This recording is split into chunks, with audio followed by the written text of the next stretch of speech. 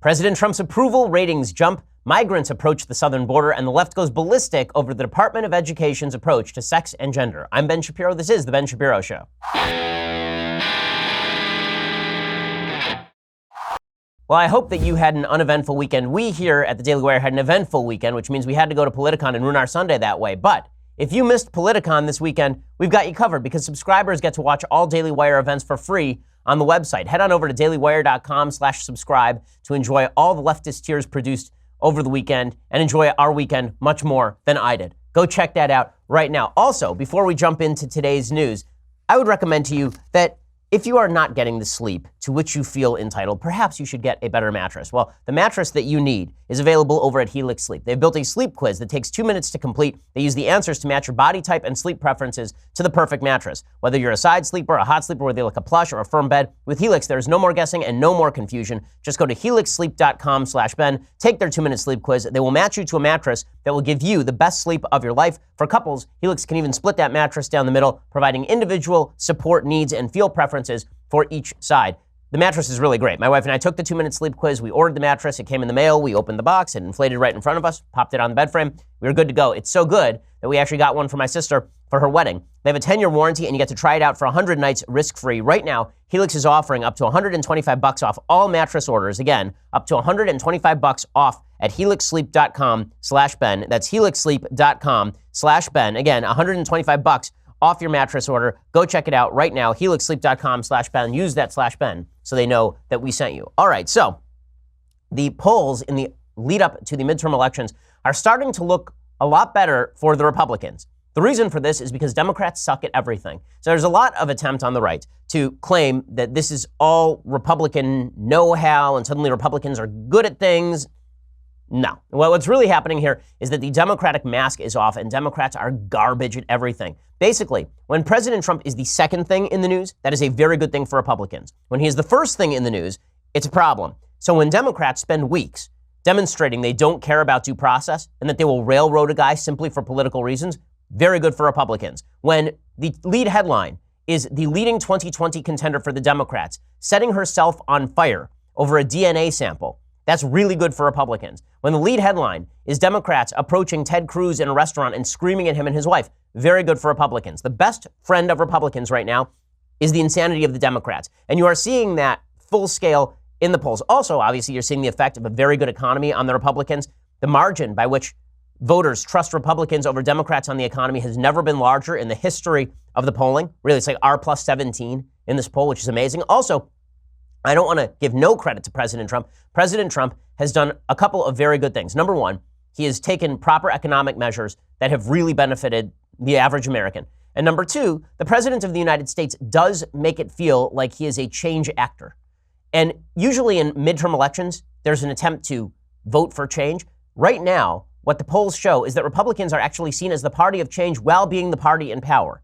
That's really unusual. Usually the party out of power is seen as the party of change. But because Trump is so out of left field and so outrageous and so chaotic, the benefit of that is that he feels like a change agent even though he is the guy who's sitting in the seat. That is very good for Republicans. So here is what the latest polls show. According to the Wall Street Journal, voter interest in the midterm elections has surged to records within both parties, helping to drive up President Trump's approval rating while maintaining the Democrats' lead as the party most preferred to lead Congress, according to a new Wall Street Journal NBC News poll.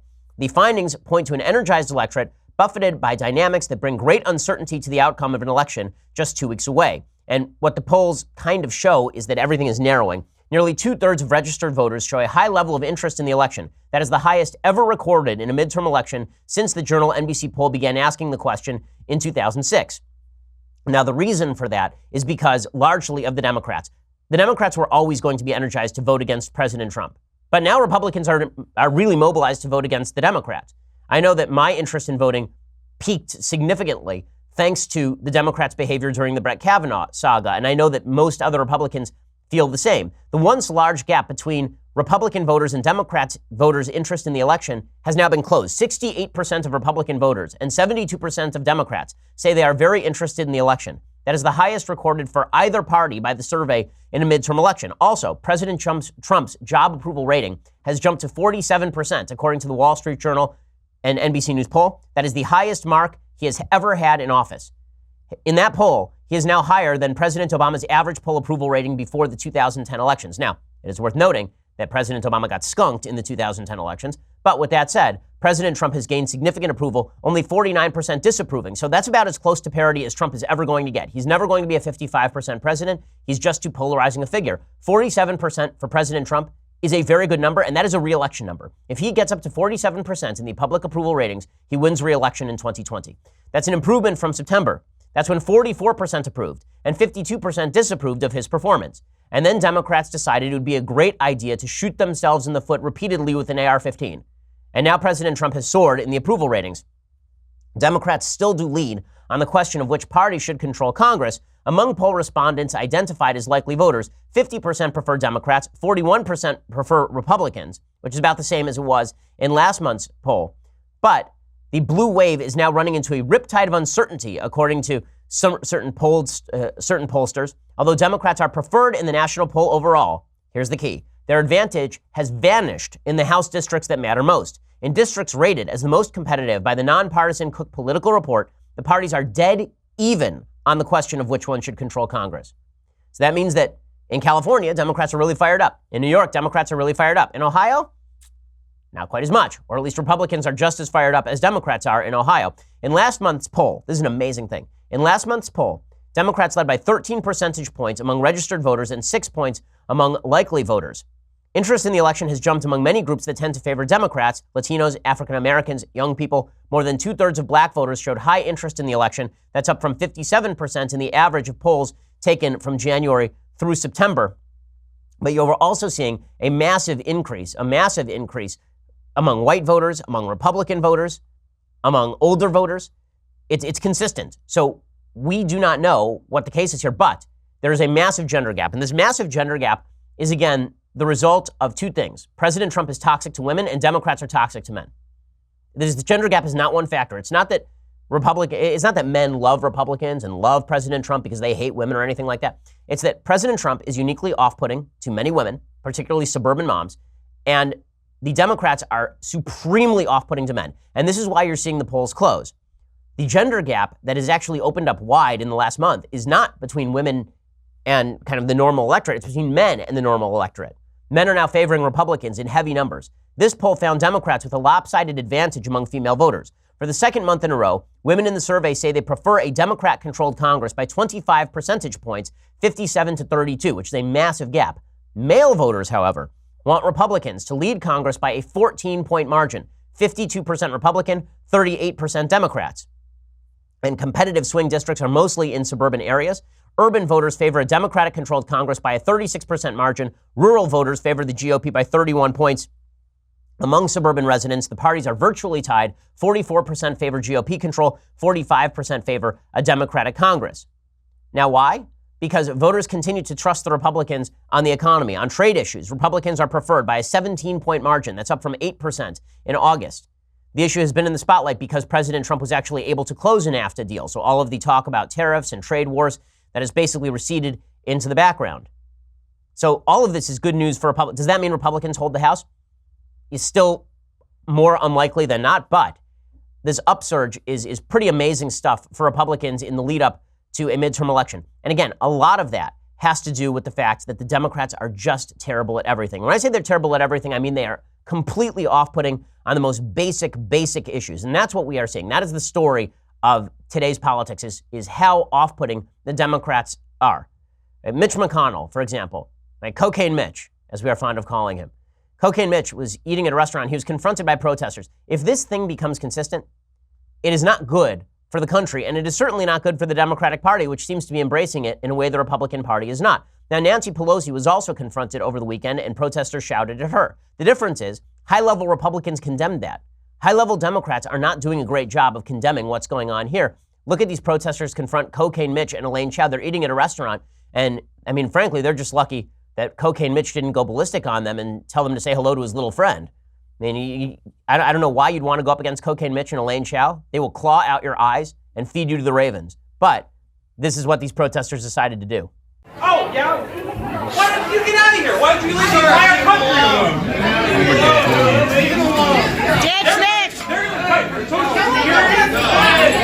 Now, here's what I love. This is how you know it's Kentucky.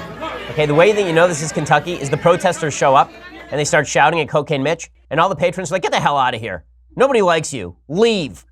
And this is why it's so funny. I've been asked before if anybody has ever confronted me at a restaurant or tried to make trouble at a restaurant.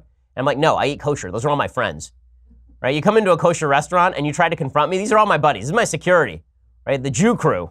Okay, so we will fight you off. But Cocaine Mitch basically has that in Kentucky as well. So he just activated his goons to basically fight back against these guys just by sitting there. The cool, collected turtle. You gotta love it. Okay, meanwhile, Democrats determined to show that they are just as nutty as you think they are in other ways as well. They've decided that Beto O'Rourke is the most important person on planet Earth. He is deeply important. Why have they decided Beto O'Rourke is important? I have no idea. They're trying to say that he's sort of like Barack Obama, except without half the charm or the racial appeal. But they're still trying to manufacture this kind of quasi-enthusiasm for Beto O'Rourke. There was a report from ABC News that really fawned over him last night. But the best stuff from these campaigns, and it was true for President Trump, and it's the thing I despise most about politics generally, it's true for Obama and Trump. Anybody who has any level of political notoriety has a certain number of fans who are completely crazy. And those fans do completely crazy things in public. I don't mean wearing t-shirts or lining up for book signing. I mean what I'm going to show you in just a second, because it's astonishingly bad and really embarrassing.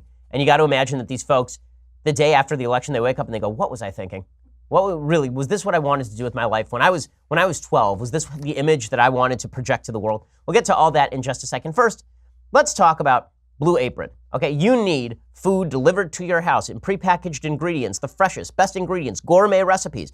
It'll come directly to you, and then you can cook with your family. I love cooking with my kids. Folks around the office are using Blue Apron on a routine basis because the food is great, and also, it's just a great idea. Every time you go to the grocery store and you go with a shopping list, first of all, nothing more annoying than that. My wife and I have a rule. I ask her before I go to the grocery store which ingredient she wants me to forget, because I will forget one. So she may as well pre-name the ingredients I'm going to forget. With Blue Apron, you don't have to worry about that. Everything is coming to your door in the prepackaged portions, so you're never getting too much. You're not going to Costco and buying like 83 pounds of turmeric.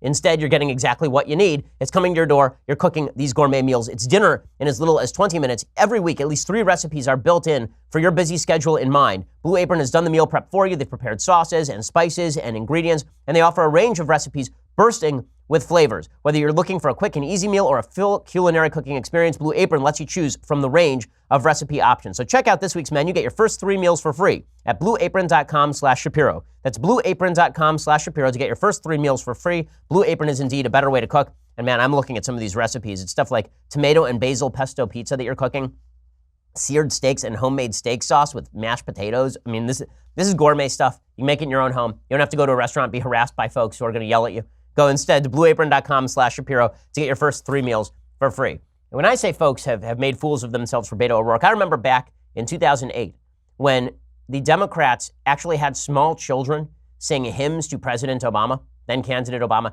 Now Democrats have gone even beyond that. Here is a bunch of Beto O'Rourke supporters, I don't know why, doing YMCA, but BETO in unison. It's not good.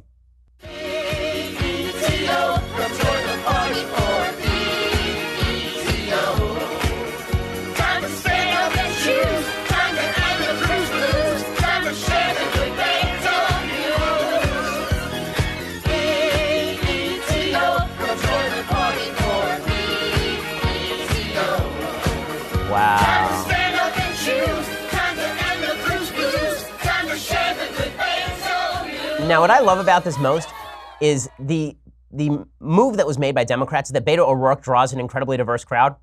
If you can't see this is all old white people and a small girl. That's really what it is. It's like all a bunch of old white people who can barely move. It looks like workout night at the local old age home. I mean, it looks like it does when you actually go down to the YMCA and you see the people who are 60 in the water doing physical therapy, except they're doing BETO for Senate. So that was strong, but that was not the strongest entry in the Beto worship hymnal. Okay, the strongest entry comes courtesy of some crazy ladies who decided to cut the weirdest video I've seen in this election cycle. Well, I can't say that. I mean, I've seen so many weird videos in this election cycle. I can't, but this one is pretty astonishing. Here we go. I don't even know what this is, but listen, if you can bear to. Ahead of Ted Cruz yet? By the way, where'd you meet him? I first saw him on Ellen DeGeneres. He's taking on the GOP. You get the picture? Yes, we see. And Beto does it without a super PAC. Here he comes now. He's married with kids, but he's still my man. Man. He played guitar in a rock and roll band. Like Bernie Sanders, but he's got a tan. There's nobody my Beto compares to, like JFK with a $10 hairdo. Hey, Ted Cruz, You better watch your back. he drives up. Believe it or not, this is not a parody of Beto supporters. These are actual Beto supporters. Rolls. My temperature's rising, and so are his polls. Don't listen to the internet trolls. My heart was stolen, and he's the burglar by triple me. I know people are telling me to cut this, but I can't. It's mesmerizing. It's mesmerizingly bad. I feel so much better now.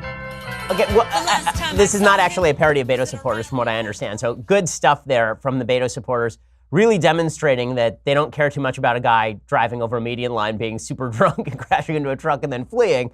And also, I mean, I can see why they don't care that much about drunkenness, considering you would have to be drunk to think that was a good idea. But there you are. So I can't imagine why Republicans are responding the way that they are, except for Democrats. Again, the theme of today's show, Democrats, terrible at everything. Continuing with that theme, the woman who I've chosen to catcall on a routine basis, Alexandria Ocasio-Cortez, the future congresswoman from Brooklyn, over the weekend, you wonder why folks in the United States are not taking Democrats maybe as seriously as they should, because they don't deserve to be taken seriously. Here is Alexandria Ocasio-Cortez over the weekend saying that we should fight global warming the same way we fought the Nazis. Well, I don't see really how bombing the Germans is going to help, but I mean, I'm willing to try if she is, I guess. Here is Alexandria Ocasio-Cortez suggesting that I guess we're supposed to, I don't know, invade Normandy to stop global warming or something. Here she is, the most intelligent advocate for her position the left can present these days, Alexandria Ocasio-Cortez. We had a direct existential threat with another nation, at this time it was Nazi Germany and the Axis, who explicitly named the United States as an enemy. And what we did was that we chose to mobilize our... It's very difficult to hear her. What she says, when we talk about existential threats, we can stop her because it's very difficult to hear. Because when we talk about existential threats, the last time we had a really major existential threat to the country was around World War II.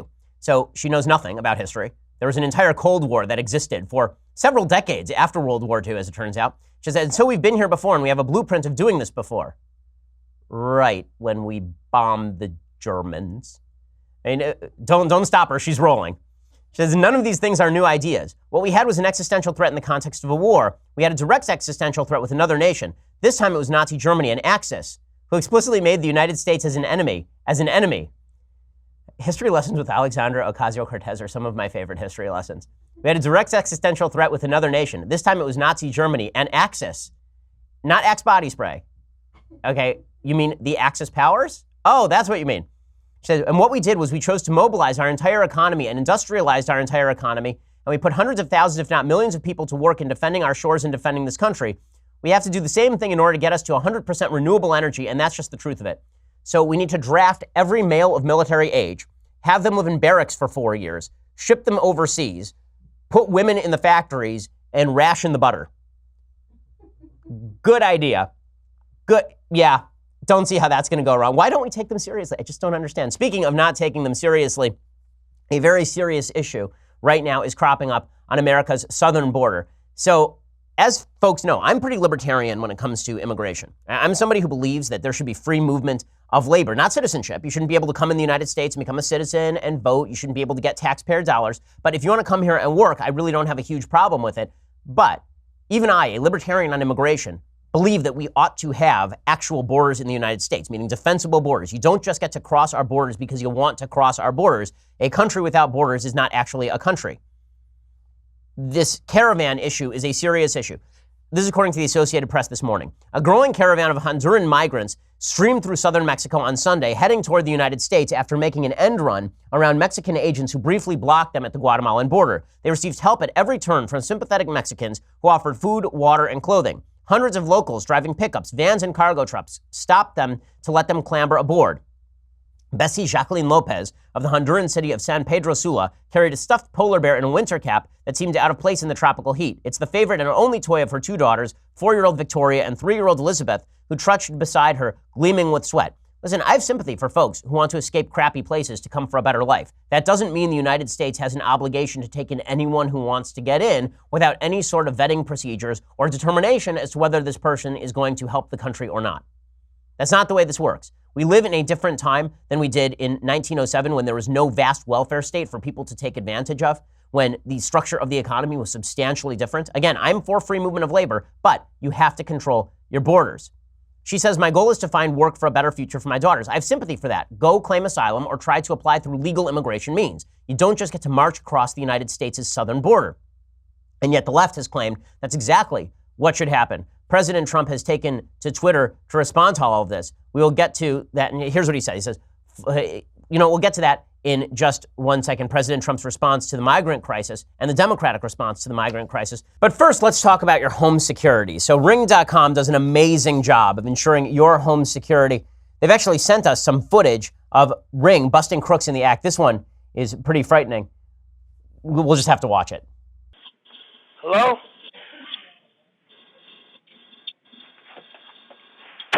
Hey, stop you that. okay? Leave my house or I'm calling the police. Okay, what you need to do, Hey, Tim, leave my house. Stop now or I'm calling the police. why would you tell me that? Because you're trying to push my door in.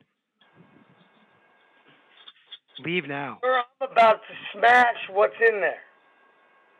I'm calling the police. Okay, I am the police.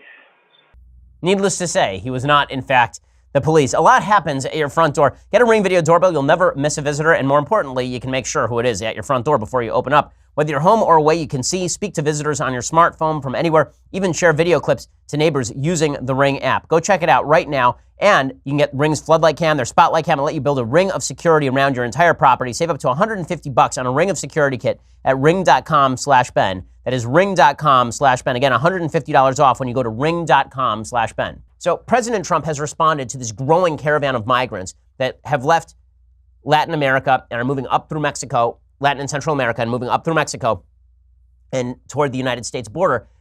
He has responded, I think, properly by pointing out a couple of things. One, we need border security. Two, the countries that are allowing them to do this are doing so with the intent of creating a pressure situation on our southern border. Why should we continue funding governments that are going to continue creating those situations? If the Honduran government is going to allow folks to simply walk over the border to Mexico with the intent of going to the United States, why exactly would we be funding that government? Same thing is true of the Mexican government. Same thing is true of the Salvadorian government. There is no reason for us to back governments that are going to create pressures on our southern border without actively working with us on the immigration issue. President Trump says full efforts are being made to stop the onslaught of illegal aliens from crossing our southern border. People have to apply for asylum in Mexico first, and if they fail to do that, the U.S. will turn them away. The courts are asking the U.S. to do things that are not doable. That's correct. That's correct. We do have procedures. One of the problems here is that you can actually show up at a point of entry and you can apply for asylum. That's the legal way to do this. That's not what these caravans are doing. Some of these caravans are simply finding places that are open in the United States border and crossing there. Trump says the caravans are a disgrace to the Democrat Party. Change the immigration laws now. Now, I'm not sure what immigration laws he wants changed specifically. We actually just have to enforce the laws that are already on the books. You're not allowed to illegally enter the country. We are allowed to deport people. We can streamline that process. Maybe those are the laws he wants changed. But it is true that the Democratic Party has been using the immigration issue as a club against Republicans, suggesting that Republicans don't care about Latino folks because they want to defend America's borders. That argument isn't working very well, specifically because a lot of Latinos in the United States are also interested in living in a country with borders. They're not interested in living in a country where anyone can go and come as they see fit. One of the great lies of the media is that everyone agrees with an open borders agenda. Virtually no one in the United States actually agrees with an open borders agenda. And it's pretty obvious that there's an actual agenda to this caravan. It's organized. Not only is it organized, it's organized for the cameras. The AP reports hundreds of migrants applied for refugee status in Mexico in the southern city of Ciudad Hidalgo. By Sunday evening, the Interior Department reported it had received more than 1,000 requests, but most of them were not doing this. A far bigger group forded the Suchiat River from Guatemala to the Mexican side individually and dozens at a time and resumed the trek at first light, marching 10 abreast on the highway. Si se pudo, they chanted in Spanish. Yes, we did. Well, we don't have to let those people cross the border. The throng grew even larger when the migrants arrived at the border bridge, swelling overnight to 5,000. It was not immediately clear where the additional travelers came from, since about 2,000 had been gathered on the Mexican side Saturday night.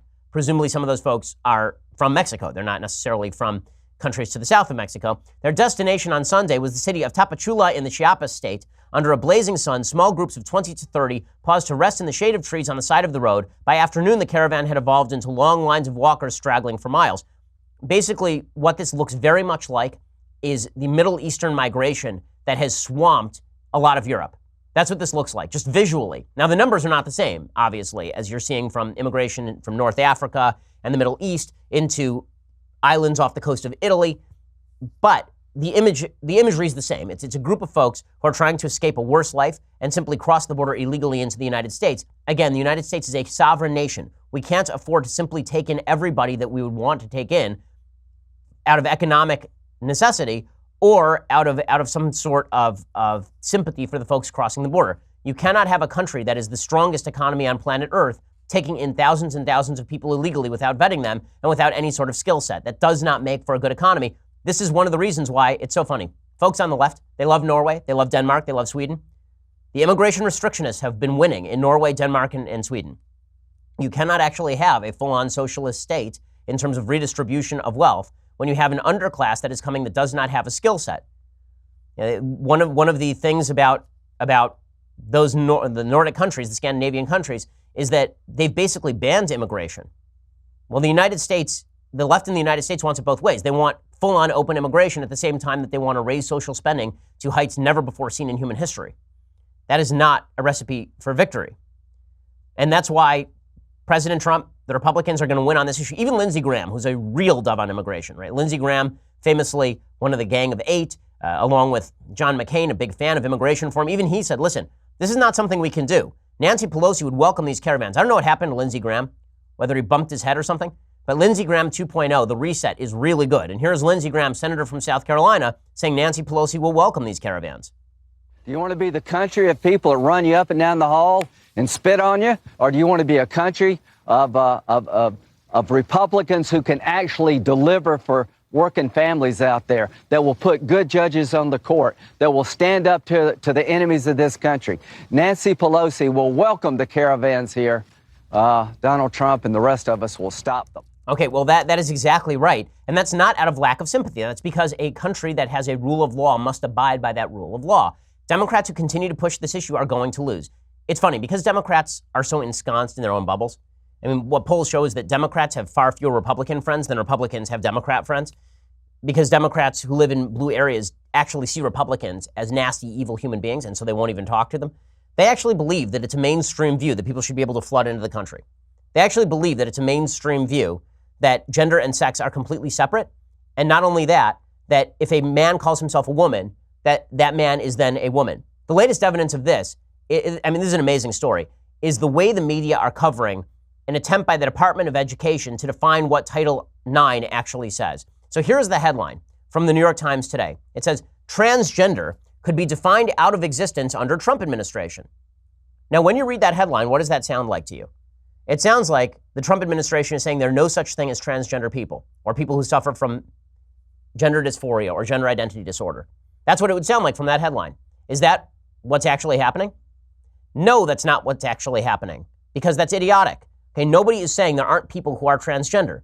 What the Trump administration is saying is that under the law, laws that have to do with sex discrimination are specifically focused on biological sex. They're not focused on you thinking you are a member of a different sex. So when the Civil Rights Act was written, and it included language about men and women and sex discrimination, it did not mean that it is sex discrimination for you to say that a man who shows up in a classroom, a fifth grade classroom, dressed as a woman, and you say, that's not cool, we're not going to do that. That's not the same thing as saying a woman can't work in the classroom. That's not sex discrimination. Right? That's what the Trump administration is saying. They're saying that behavior by men is not the same as being female. That's the actual, I'll read you the actual article. It doesn't ban transgender people. That's not what they are doing. The media is so dishonest with regard to how they cover transgender issues because they refuse to even acknowledge the fact that there is such a thing as biological sex. It's utterly self-defeating. What the left suggests is that gender and sex are exactly separate, but gender is sex. Right? So gender and sex are completely separate. You can be a man, but your gender is female, and that makes you a biological female. That makes you an actual woman. This is how they want to read the law. That makes no sense under any circumstances. I will explain in just 1 second. And they think this is a winning issue. I mean, it's insane. It's insane. First, let's talk about that thing, that clunky, awful thing you're wearing around your wrist. You want something nice? You want something that looks like this? I mean, let's be real. Check out that watch. That's a nice watch, right? I mean, that's a nice, clean-looking watch. It's classy, well-designed. Well, what you need is a Movement watch. Movement has come pretty far from being crowd-funded kids working out of a living room. In the past year, they've not only introduced a ton of new watch collections for both men and women, they've also expanded to sunglasses and fashion-forward bracelets. I have 2 Movement watches. My wife has a Movement watch. My mom has a Movement watch. So does my father. What's great about them is that they're really kind of minimalist and classy looking, and they are not expensive. Okay, they are luxury-looking watches at non-luxury prices. Movement watches are not going to tell you how many steps you've taken, how many calories you've saved. They're just going to tell you the time. That's it. That's what they do. And they are very good at that. Movement watches start at just $95 at a department store. These would cost you $300, $400, $500. Movement figured out by selling online, they could cut out the middleman and retail markup, providing the best possible price. They have classic design, quality construction, styled minimalism, and you get 15% off today with free shipping and free returns by going to mvmt.com/Shapiro. See why the movement keeps growing? mvmt.com/Shapiro for that discount, 15% off.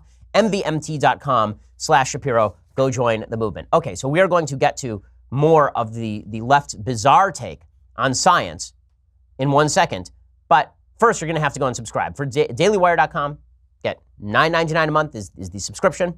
That's it. You get the rest of my show live. You get the rest of Andrew Klavan's show live, the rest of Michael Knowles' show live. You get access to things like our performance at Politicon yesterday, which ruined my weekend, but may make your week. I don't know. Maybe you'll enjoy it more than I enjoyed being there. I'm fibbing. I enjoyed being there with all the folks who were in the book line.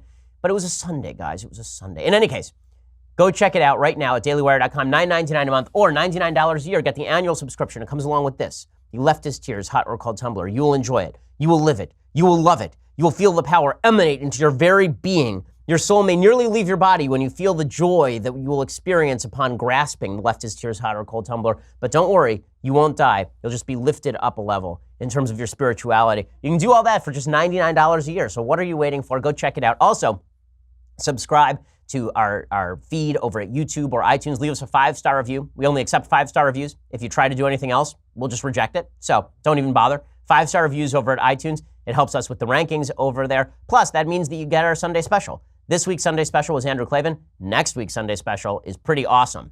I can fairly state it will be great. So I can't reveal who the guest is. Suffice it to say, spectacular. Go check it out right now. We are the largest, fastest growing conservative podcast in the nation.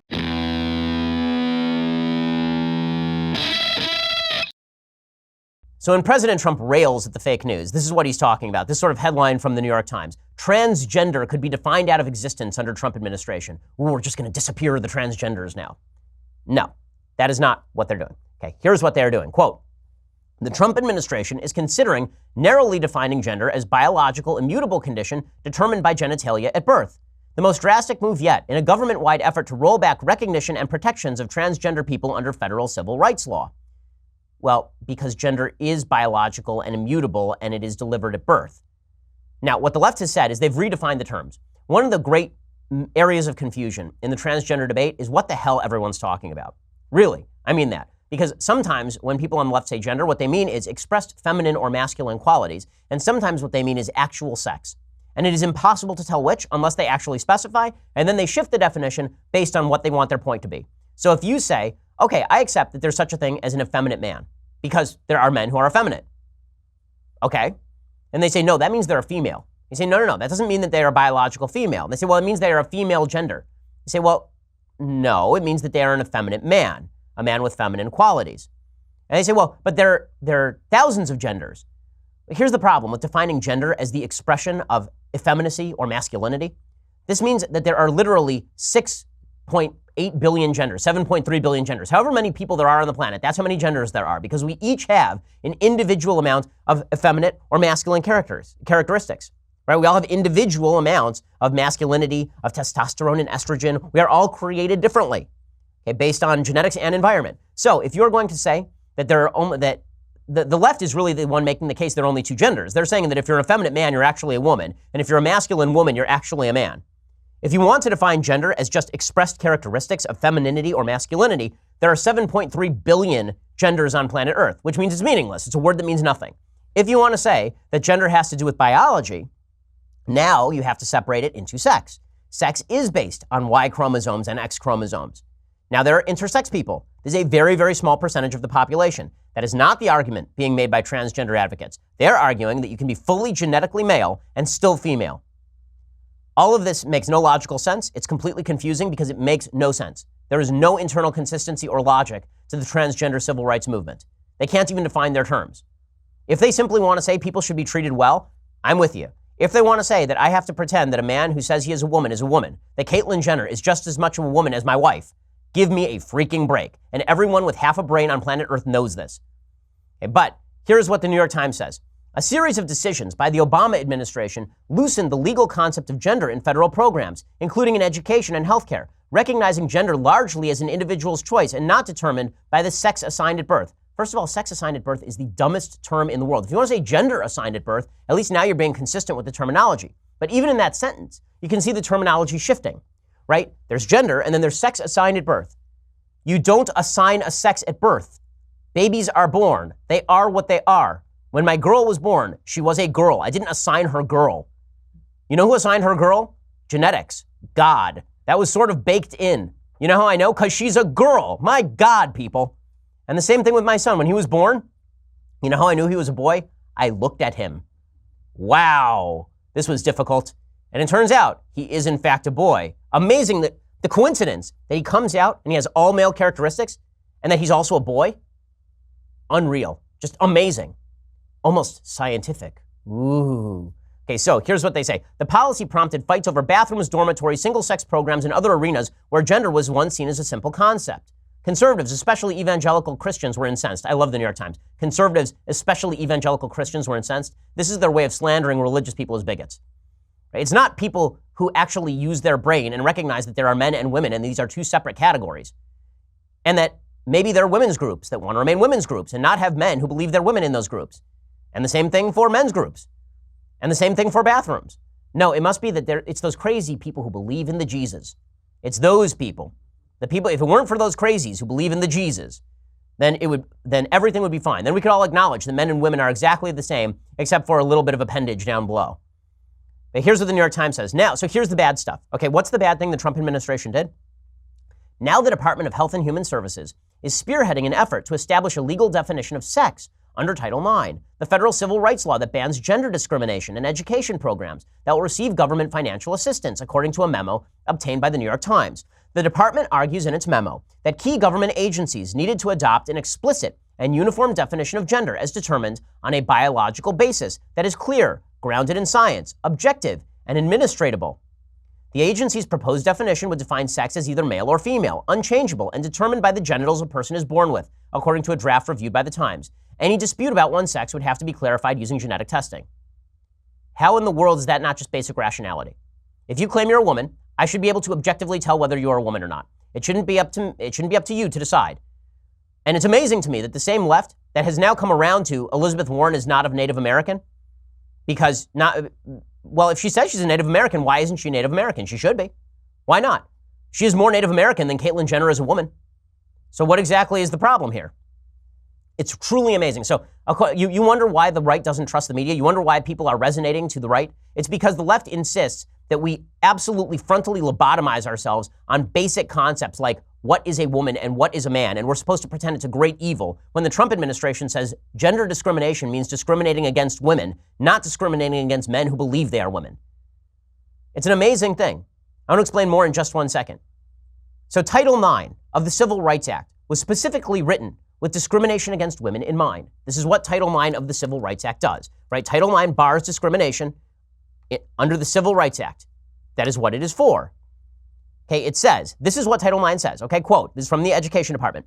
No person in the United States shall, on the basis of sex, be excluded from participation in, be denied the benefits of, or be subjected to discrimination under any education program or activity receiving federal financial assistance. Now, notice the word that is used there. No person in the United States shall, on the basis of sex, not of gender. Now, even if it had said on the basis of gender in 1972, that still would not have meant gender as the transgender left wants to explain gender now. In 1972, nobody was foolish enough to believe that a man who said he was a woman was actually a woman. Nobody. Okay, this is not a thing. And so to redefine, so they're doing a twice switch here. Okay, they're doing a linguistic and legal twice switch here. What they're saying is, number one, that provision of Title IX doesn't refer to sex, it refers to gender.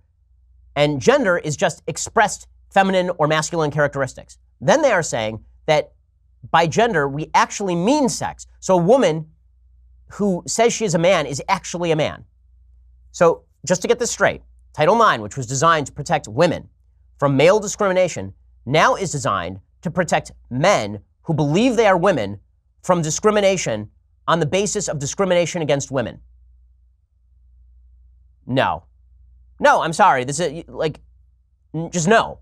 There's nothing in the law that suggests any of this. And for the left to go nuts over this or suggest transgender people are being defined out of existence, no. What this is saying is there needs to be an objective measure of male or female before we can determine whether someone is being discriminated against on the basis of their sex, as opposed to the basis of their behavior. Now, you can still outlaw discrimination on the basis of behavior.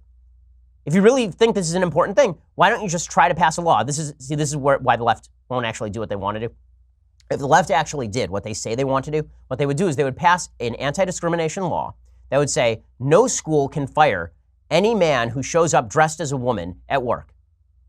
Right? This is what they would say. No school can take any action against anyone based on perceived gender identity. Right? They can actually do this. But instead, because the left wants to hijack the law, this is what the Obama administration did, they're forcibly rewriting regulations in order to carve the heart out of laws and interpret them in exactly the reverse of what they were meant to be. If the left can't win elections, they'll do it through regulation. They did the same thing with regard to carbon emissions. They tried to use the Clean Air Act in order to regulate carbon emissions. There's nothing in the Clean Air Act that suggests carbon emissions can be regulated by the EPA. Win an election, guys. You want to do this stuff, win an election, and then pass legislation that you think the American people like, and then we can answer as to whether we think you're right or wrong. But they don't want to actually do that. Instead, they just want to sit outside and shout and scream like small children. Okay. Meanwhile, this is a story that I just have to touch on because I think that it is important and obvious. We have forgotten all the obvious things in our society, obviously. I mean, that's basically what today's show has been about. Global warming is not Nazism, and we can't respond in the same way. Also, America has borders, and we have to enforce them. Also, men are men, women are women. Men who believe they are women are not in fact women. And trying to define gender and sex as the same thing sometimes and define them as completely separate other times leads to linguistic and terminological confusion. Right? These are obvious things. Other obvious things. You're going to be happier in your life if you have less sex partners before you get married. Okay, the Atlantic now has reported on a study over at the Institute for Family Studies. Nicholas Wolfanger is a sociologist at the University of Utah. He's found that Americans who have only ever slept with their spouses are the most likely to report being in a very happy marriage. Meanwhile, the lowest odds of marital happiness, about 13 percentage points lower than a one-woman partner, belong to women who have had 6 to 10 sexual partners in their lives. For men, there's also a dip in marital satisfaction after one partner, but it's never low as it gets for women. This is what the graph shows. Why? Because marriage is a very good institution. And it turns out that when you reserve yourself for marriage and you make sex special and connected to a level of emotional and spiritual intimacy, you're likelier to lead a happier life. I speak as someone who has led this life. My wife also led this life. Thank God my parents led this life. I think that is a good life. And the promise of the sexual revolution, that free sex all around is going to make everyone happier, is a bunch of crap. It is not true. It has never been true. It is a false promise. Act morally, you will live a happier life. Attach yourself to one human being and recognize that sex is more than just getting your rocks off. You will lead a happier life. And by the way, your sex life will be happier too. All of this should have been obvious, but we as a civilization have decided to discard the obvious in favor of the attractive, and that, of course, is a huge mistake. Okay, time for a couple of things I like and then some things I hate, and we'll do a Federalist paper. So, things that I like.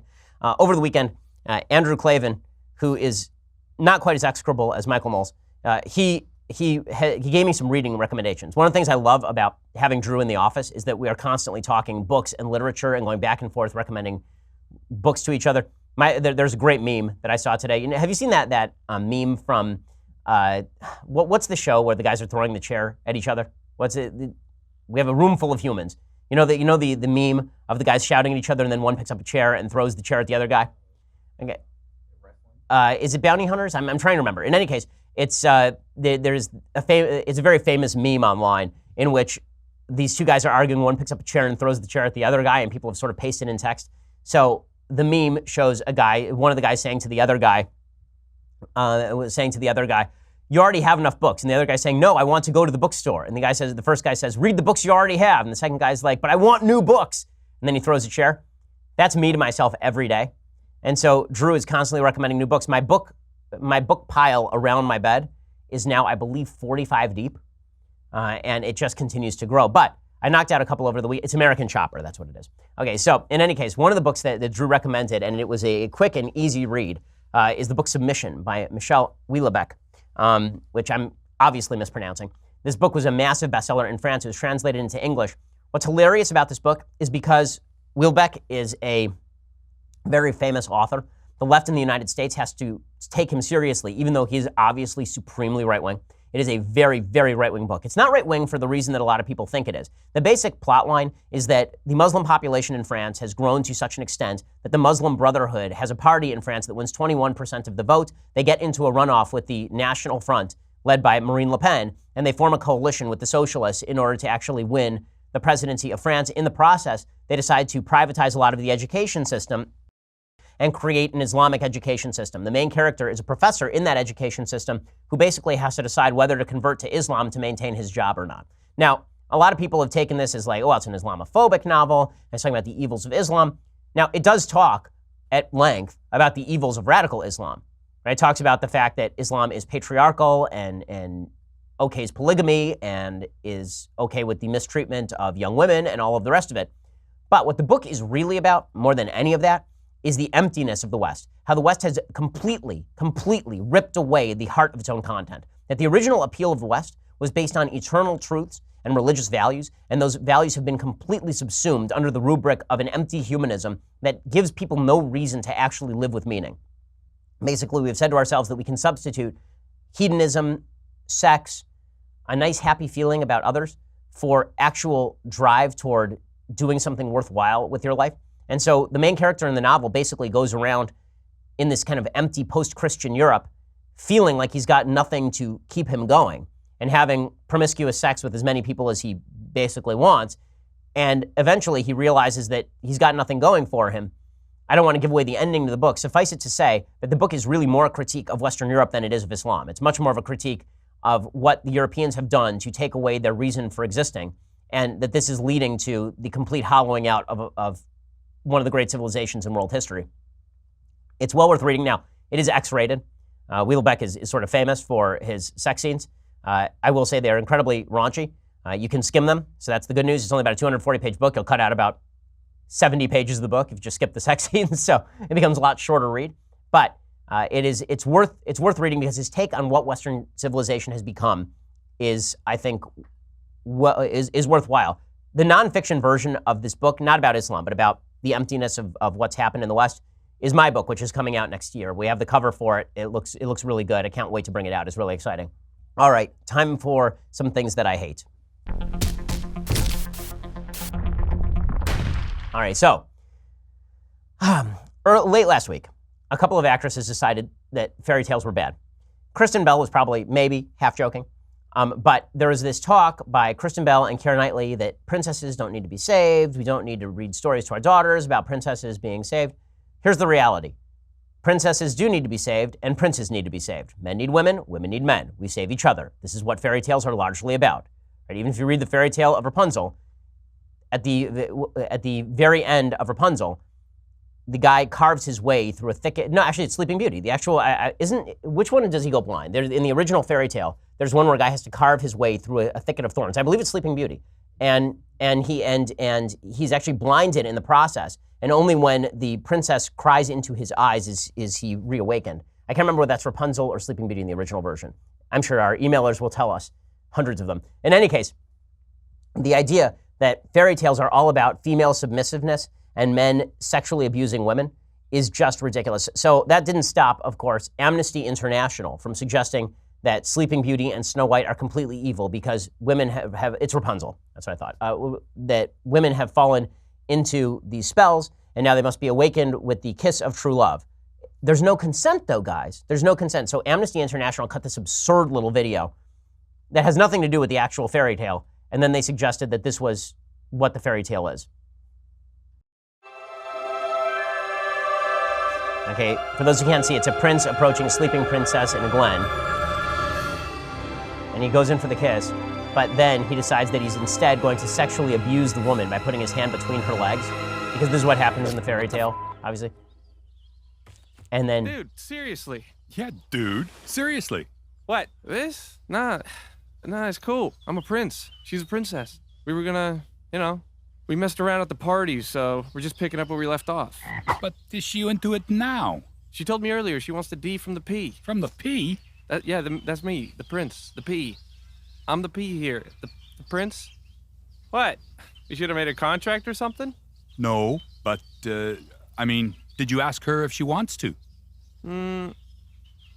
Well, I guess not really.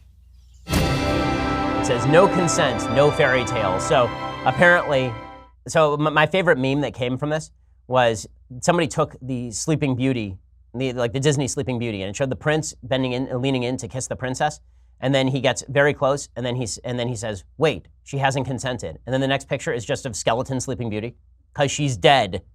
Right? The whole point of the fairy tale is that she dies if you don't kiss her. So if the question is, can you give someone CPR to wake them up without their consent? The answer is yes, you can. In life-saving situations, if you was there any guy who actually saw the movie Sleeping Beauty and was like, oh man, now I'm gonna go to parties and rape chicks? Was there anyone who did that? Was there anyone who watched Snow White and they're like, oh, did you see the hotness of that non-consent with all the dwarves sitting around? Really, was that was their thing? Oh man, look at all the forest animals watching, this is hot. It's just absurd, but this is the point that we've reached. Anything will teach a boy apparently to be a rapist and a girl to submit to rape, because that's our culture. There's a great irony in this. Okay, Sleeping Beauty came out in, I believe, 1954, 1956. Cinderella came out around the same time. All of these came out in the 50s and 60s. All of the women who watched these movies growing up ended up being part of the 60s and 70s, the most empowered group of women in human history. But what happened? Didn't they watch Sleeping Beauty and Cinderella? Yes, they did. And you know what? It didn't teach them that they ought to let themselves be raped. My goodness, you dolts. Okay, so other things that I hate. Bernie Sanders is obviously attempting to set up himself for a 2020 run, which is just great. When will the boomers leave us alone? When? Just go away, guys. Just retire. Okay, Bernie Sanders, the octogenarian crazy loonbag from Vermont, who spent most of his life being completely useless / counterproductive, and now has emerged to be useless and counterproductive on a national scale. He rips into President Trump. He says, President Trump is setting a terrible example for our children. Right. Yeah, I got it. Dude, I know. But you're a socialist and a crazy person. I don't understand how that's a solution to President Trump setting a bad example for our children. And all of us who are parents, I've got 4 kids, 7 grandchildren, you all have kids. We try to raise our kids to be honest, to treat other people with respect and with compassion. And what kind of terrible example, regardless of your political views, doesn't matter whether you're conservative or progressive, you want your kids to be honest and decent. What kind of terrible example does this person in the White House give to our children? He is just teaching our children all the wrong things. Unlike Bill Clinton, who received oral sex in the Oval Office, unlike Ted Kennedy, who drove a woman into a river and let her die there. Donald Trump is uniquely bad. Uniquely bad. I'm sorry, I'm not going to hear it from people who are completely silent about this sort of bad activity from people on their own side. Now, I've been very consistent calling out President Trump's bad behavior, and I was consistent in calling out Ted Kennedy's behavior and Bill Clinton's behavior. Bad behavior is bad behavior. But the partisan weaponization of bad behavior, that I find almost completely useless. If you're not going to call it out on one side, you can't call it out on the other. Honestly, you have to be consistent in the attempt to uphold virtue. And that holds true on the right, too. People who are willing to let Donald Trump off the hook for his personal behavior, but rip on Ted Kennedy and Bill Clinton. Doesn't work that way either. Okay, time for a quick Federalist paper. So every week we go through a Federalist paper. We are all the way up to Federalist 48, making steady progress. This one written by James Madison. In this one, Madison continues to discuss separation of powers. In Federalist 47, he began that discussion. He asks how the branches can protect themselves against usurpations by the other branches of government. How can the executive protect itself against the legislature? How can the judiciary protect itself against both? He points out that he thinks that the real danger is legislative usurpation. This just demonstrates that the modern form of government that we have in the United States is very, very far from what we originally had. We did not have a regulatory state when the United States was first created. Madison was not greatly fearful of the executive branch usurping power or the judicial branch usurping power because he believed the legislature could simply defund the executive branch or restrict the jurisdiction of the judicial branch, both of which it has the power to do. But now, in today's government, it seems that in many cases, the legislative branch has become almost a vestigial organ of government, except when it comes to massive spending programs like Obamacare. But here is Madison's original case. He says the legislative department derives a superiority in our government from other circumstances. Its constitutional powers being at once more extensive and less susceptible of precise limits, it can with greater facility mask under complicated and indirect measures the encroachments which it makes on the coordinate departments. So in other words, because the legislature has more power and is given more power under the Constitution, that gives it more ability to usurp power from the other branches. He argues that usurpations by the executive and judiciary are unlikely. Why? Because he says, as the legislative department alone has access to the pockets of the people and has in some constitutions full discretion and in all a prevailing influence over the pecuniary rewards of those who fill the other departments, a dependence is thus created in the latter, which gives still greater facility to encroachments of the former. In other words, the legislature has the power to take away money from the other branches, restrict jurisdiction. We shouldn't have to worry about usurpations. Now, there's one problem with the founding vision for how the government was supposed to balance itself. The main problem is the perception by the founders that the big problem was going to be ambition. Right? What they said is that ambition was going to counteract ambition. This is also said in the Federalist Papers, that the legislators were going to be ambitious. They weren't going to stand for the executive encroaching on their power. The executive was going to be ambitious. The executive wasn't going to stand for encroachments on his or her power. Same thing in the judiciary. The problem is the legislature, because of the regulatory state, actually is not ambitious enough. The legislature now has an incentive to kick every tough question over to either judiciary or executive. If it's a tough constitutional question, they don't feel the necessity to argue whether it's constitutional or not. They just say, we'll pass what we want, let the judiciary decide what it wants to do. And they want to pass laws that are highly non-specific. The more non-specific, the better. Because if you pass a law that says, I want the executive branch to do good stuff, and then the executive branch gets to fill in all the blanks, and the executive branch fills in bad stuff, you say, hey, that's not what I passed. I said I wanted them to do good stuff. You see this with environmental legislation. Environmental legislation is very often not detailed enough. It gets kicked over to the EPA. The EPA does tens of thousands of pages of regulations, and then Congress runs against the regulations it gave the EPA the authority to pass. And the regulatory state completely undercuts the bargain between the branches. The same thing is true of the judiciary. In other words, what we need is a legislature that attempts to grab back its power, whether we're talking in the context of war powers or in the context of environmental regulation. Across the board, the legislature was designed to be the first among equals, not the president and not the judiciary. Okay, we'll be back here tomorrow with more updates on the migrant caravan and all the rest. I'm Ben Shapiro. This is The Ben Shapiro Show. The Ben Shapiro Show is produced by Senya Villarreal, executive producer Jeremy Boring, senior producer Jonathan Hay. Our supervising producer is Mathis Glover, and our technical producer is Austin Stevens. Edited by Alex Zingaro. Audio is mixed by Mike Caramina. Hair and makeup is by Jesua Alvera. The Ben Shapiro Show is a Daily Wire Forward Publishing production. Copyright Forward Publishing 2018.